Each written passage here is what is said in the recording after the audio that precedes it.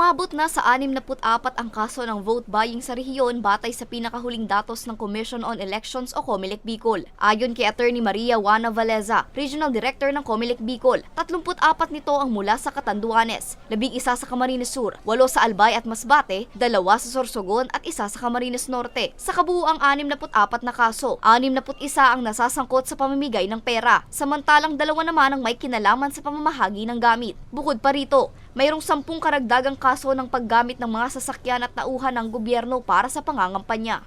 May consequences naman ang lahat ng actions na ginawa nila for violation of election laws. So, I think may day naman para sumagot sila. There will be given a due process. They just have to participate and tingnan natin ang ganun kalalabas.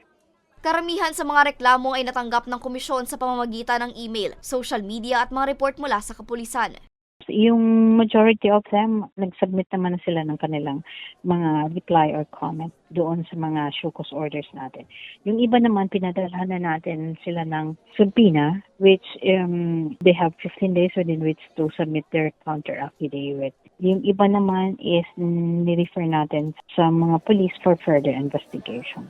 Sa ngayon, patuloy ang ginagawang investigasyon ng COMELEC Bicol hinggil sa mga nasabing insidente. Patuloy din ang panawagan ng opisina ng COMELEC Bicol sa publiko na huwag mag-atubiling magsumbong ukol sa vote buying at vote selling sa rehiyon. Para sa mga balitang Tatak Bicol, Angeline Dagta.